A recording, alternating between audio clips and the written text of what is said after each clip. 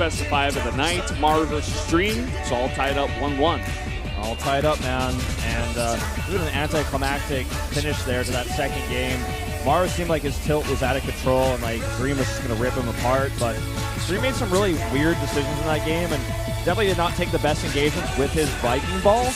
And got out of position with a drop. Ran into the Vikings and Maru. Maru was able to way out position him there and took the better engagement to win the game. I summed it up for you guys in case you missed it. Nicely done, Wolf. These guys want this so badly right now. We've said it before, big rivalry between these two. They're both jockeying for the top Terran position in the world. Let's see who's going to get ahead here in game number 3 on Cactus Valley.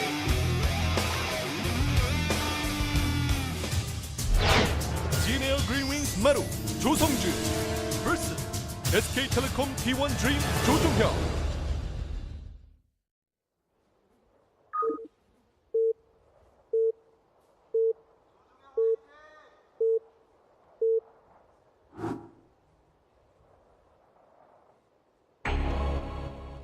Down here in the bottom left in the red, it is Maru.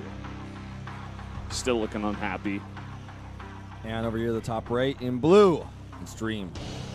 Happiness level, 10%.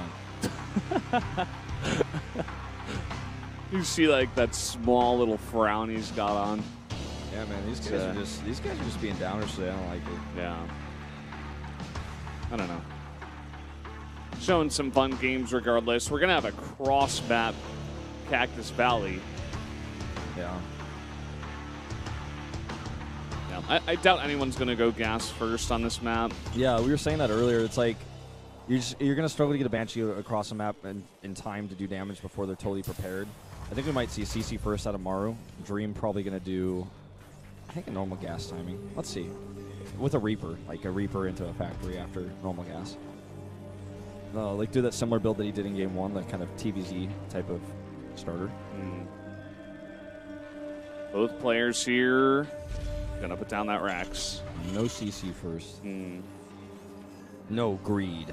Maybe just Reaper builds here from both of them. Or maybe just fast Hellion builds. Either way, both are good. I mean, they're really fast, so you can get on the map really fast. And with the Reaper, you know, you get on the map really fast, which is important to scout. And if your opponent did go gas first, you can sometimes get a kill or get some momentum going, especially if you're Maru, because Maru loves to be aggressive, punish you for that gas first. But, you know, it seems like we're probably just going to see Reapers on both players. And what's would be kind of funny is if they both, like, rush to the Watchtower and just end up there at the same time. We have a Reaper battle.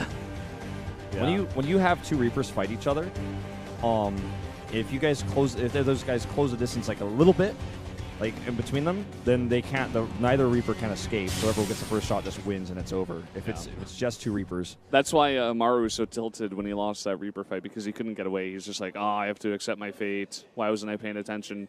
Yeah. Both players going for SCV scouts at the same time. To the same place too, which is kind of funny. Yeah, maybe they'll kiss. Neither are gonna see. Well, okay, so here's the thing. Right now, when Maru sees this, he's going to know. They're both probably going to have a good idea where their opponents spawn. Yeah. Because otherwise, they would both be doing cross-spawn scouts first if they're not at the top right or at the bottom left, respectively. So, a Reaper is going up here to actually kill that SCV and deny it. And Dream's Reaper is trying to do the same, but Maru's actually just sending his SCV home. That's pretty cool, actually. Slight advantage Maru. I feel like if Maru wins this game, I think he'll just take the series 3-1. Think so? To be honest. I'm not so sure. You think it can go all the way? I think it could go all the way. Especially because these guys are playing so evenly with each other. Especially in that last game. Like the entire game was just decided by one engagement. They're like both on the edge. They both have made enough mistakes in this series as well where I feel like anything can happen. I just feel like Dream's feeling the pressure at this moment in time. Whereas Maru, even if he does look like a little bit tilted, he'll always be pretty solid. Whereas Dream, you know, he has a pretty strong track record of if he gets behind in a series, just not being able to keep himself together. Yeah. Which is the main reason why I'm just like, especially given the history between these two players, I could definitely see Dream just being like, oh man, I can't do this. I can't win. I can't beat this guy. Well, I definitely have a total understanding of your theory, and I think you could be just as right as me. I just feel based on the games we've seen specifically, like if I hadn't seen anything, I would have said absolutely yeah. No, we even both predicted this was going to be a 3-1 before we went into this series, before it even started. And I don't know, man. I just get this feeling it could go all the way. Like, I'm not saying it will. I'm not trying to predict that it's going to go to a Game 5, but I would not write Dream out so easily if he loses this game. But we've got a long time yet before we're going to see any of this happen. Yeah. Reaper does have the Watchtower and is able to avoid these Marines, which is really cool, and is now going to try to go for a more thorough scout of the main base. And it'll work out for him. So Maru got a great scout, by the way. His own Reaper. Dream hoping to do the same. Actually get a kill on this SCD is building the depot. They will get out alive. Supply block Maru's medevac for like 2 seconds. Slight advantage Dream. And then he loses the Reaper. CC placed here on the high ground for Maru. At cross mods, I feel this is a good choice. Yeah. Looks like Dream's just going to go for a bit of a drop here. Maru's got his own medevac and units out here on the map as well. But Dream's got more Marines. Yeah. No Hellions, in fact. Totally forwent those. Is that how you say that? He's foregone them. Yeah, he has forgone them. That works. Yeah. I think forewent might be a thing. I'm not sure. Maybe. I don't know. I'll accept that. I'll accept that answer. Does that work on this paper? On this speech? Yeah. Okay. It works for this cast. But remember for the next time. Okay. Here comes a medevac boosted into the natural. Widowmine involved as well. And to force some annoying scans to be used. Forcing a cancel on yet another depot. Hellion drop going across the other side of things. Yeah, Dream's got units back there. He should be totally fine. Oh, this Widowmine is trying to get the juicy money hit. Oh, look at all these SCVs bunching up. Wow, way too much damage on 9 kills here. You know, the Hellion drop just started. Maru has to scan. Now he's controlling those Hellions. Dream has siege tanks over here. Look at the split on those SCVs. It's pretty insane. He lost only 5 workers.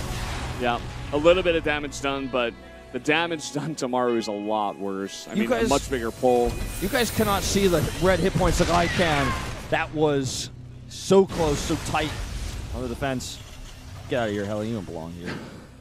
Lost your medevac. This isn't your base. Medevac escaped at least. It got pretty low. Yeah. The one thing that Maru's got going for him is the much faster 3rd CC here. Already going to finish morphing into that orbital. He's got a faster sim as well. And, you know, that's definitely something that might come into play.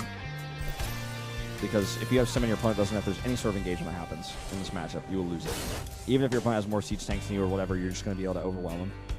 Yep. Which is why it was really important we saw that sim denied in game 1. That's a pretty big deal. Looks like Dream gonna try to get some tanks out here. I think someone was making tanks before. Okay, yeah, it was Dream. He made 1 tank. Maru's been putting more emphasis on Marines. Dream is adding all of his barracks now. So he's going to have 5 in total versus Maru's 3, but Maru had the 3 earlier, so that's why he's got the better Marine count right now. At 17 to 8, in fact. Yeah. With a faster sim, you would expect that he's going to be obviously committing to this sort of Marine count. And also, Dream lost a lot of his Marines with his harassment. All right. Gonna have a double drop coming in here, but that Watchtower is controlled. Oh, it's by Maru. Yeah. So this is actually going to be really good. Over to the top of the map, a Viking actually ended up going perhaps on a bad rally to the base and is being chased right now. It's actually going to distract for these medevacs coming in. Yeah, perhaps intentional. These tanks are not sieged, and it looks like he's actually going to stim and attack this 3rd base. A great choice. And he might actually be able to kill this. I think he can. He commits here? The tanks are coming down, sieging up. Force a lift here. Okay, well, he's got his own 3rd CC landed. And he's just going to force now that those tanks were forced to siege them to relocate into the main base. SCVs have to be pulled here. Maru can do a lot of damage. Yeah, he's focusing them down. He's hoping to kill as many SCVs as possible. Just pick up and boost out, and that he does. 8 SCVs for his troubles. Yeah, only a few Marines lost. He loaded his units into the proper medevac. We saw that, Maru. We saw that. No, not going to get away with that macro slip. Yeah. Sorry, man. It's okay.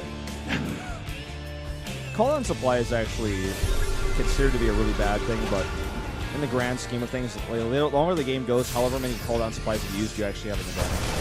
Oh! This time, Dream is overly ready. Yeah. Maru trying to bring that very heavy drop style back to Dream. He's coming over here now. See what he can find with these two medevacs. Worker count pretty even right now. Now they're going to drop in here. The tank is unsieged. Siege is up. Could actually target it. He's thinking about it. He's going to try to snipe it down, but that may be a bit too aggressive. I think he's going to lose a medevac here. That he does. Yeah, only 2 SCVs as well. He's trying to distract for this attack as well. Part of the problem for Dream there is he had those units coming in the medevac, so they weren't actually all unloaded. But now he's going to send those same units across the map to hit this third base, which is totally undefended, mind you. If he actually attacks by ground here, he could do some serious damage because there's no tanks. There's nothing in position. Maru, again, very light on the tanks this game. He's actually just going to go for it. They're going to pass by on this gigantic map here. So many Marines in a line here coming down to this third base. Just like you said, nothing over here. Dream does scout the base, or rather the drops to the north, but the Marine he had positioned strategically there. Started set micro here to kill a lot of SCVs first. Then he's going to target down that CC. And you know what? It's getting very low, but it does get repaired. Still so much damage being done. Look at this. The SCVs running to their death. The entire third base is going to be totally cleaned up. And he's even going to take a decent trade here against the Marines of Maru. If Dream had just waited a few more seconds, he would have had really good upgrade lead at 2-2. Dropping on top of these siege tanks here, a really good idea. And that's all that there is to defend this third base. So Dream's going to take some SCV losses of his own. Man, these guys are trading so hard at this point in time. Another small drop coming in towards the natural. But a big drop in the main of Maru. And this is back and forth action here. 22 SCVs killed by Maru, though. And that evens up the worker count. A bit of a misclick here. Going to lose all of these Marines. The army is in favor of Dream. He knows it. He has held on to that third base, and he is going for an attack.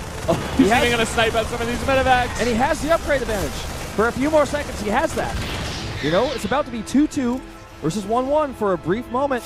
Yeah, this is the timing right here, right now. And that applies to 45 Marines right now. Each one will have its own individual upgrade advantage. And that's so important when we're talking about ranged units that fire quickly. The highest damage density unit in competitive play. Here we go. Dream needs to take this fight like right now. This is the timing. He's hesitating just a little bit. Maybe trying to draw Maru in, but here he goes. Here he goes. That tank is in position. But he actually is going to fight with upgrade advantage, but with a Marine deficit here, and it's just too much. The upgrade advantage means so much in this matchup. Oh, and the move command back. Maru losing so much. Yep, that's actually just going to be probably game here. All of those Marines are in the red, but he's got siege tank support here to help him push this back. The SCV is being pulled. He has to at this point, but he's just getting so far behind. Everything gets cleaned up. That's going to be game. So much of the army supply for Maru right now is in these medevacs that have no Marines underneath them. And Dream playing a really solid game this time around. He wants this. He really does. You can tell in his play. You can tell in his face, even after he takes a win, he's like, I'm not relaxing until this is over. Yeah. 3-3 is halfway done. It's not even going to come into play. Yeah, Maru refusing to leave this game. You can tell he wants this too, but it's not going to work out this time around. He's going to have to win 2 in a row. Now I have a question for you. Do you think that Dream wins the series 3-1 after this? No, I don't think so. I think Maru's got a much stronger mindset. He's been in this position before. I agree. I mean, it further emphasizes my position, but I completely agree with your statement. Big stim here to chase these units. There's so many siege tanks help defend. Maru actually will clean this up.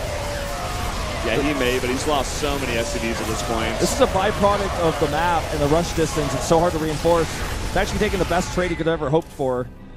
He's got that army count ahead of Dream here, but Dream's got the much better economy. He's just going to back up, get those tanks sieged up, and just defend. Dream's economy is in such a better place. He can make 2 tanks at a time with 3-3 and 2 medevacs at a time as well. He's got all that money to spend. Maru never even got 3-3, did he? Nope, never even started it. His 2-2 was late, and his 3-3 never happened.